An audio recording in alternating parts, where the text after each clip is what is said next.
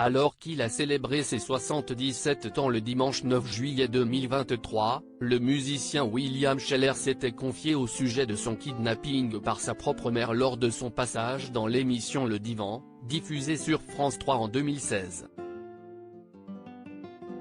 Véritable légende vivante de la scène musicale française, William Sheller est toujours considéré aujourd'hui comme l'un des plus grands auteurs, compositeurs et interprètes français depuis les années 70.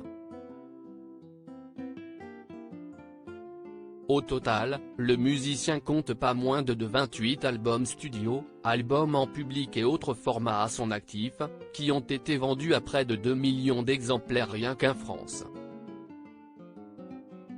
Alors qu'il fêtera son 77e anniversaire le dimanche 9 juillet 2023, William Sheller a connu une existence mouvementée avant de connaître la gloire grâce à ses chansons.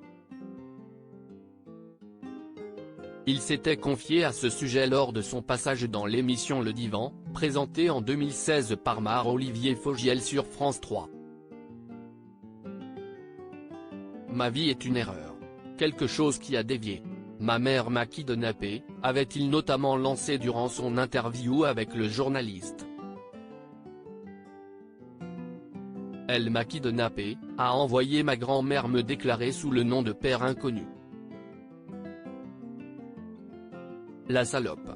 J'étais son enfant à elle toute seule. Une lionne, une tigresse, elle faisait du chantage. Mon Dieu, quelle bonne femme. C'était une menteuse, une voleuse, elle fourrait son nez partout, avait également révélé William Sheller dans les colonnes de son autobiographie, sobrement intitulée William. Au sein de ce même ouvrage, le chanteur avait aussi explique avoir cessé de l'appeler maman vers 10 ans parce que ça ne correspondait pas. Une maman, si est une maman. Elle, c'était ma mère. Je ne pouvais pas le nier, avait conclu le musicien. À cause de sa mère, William Sheller n'a malheureusement jamais connu son géniteur.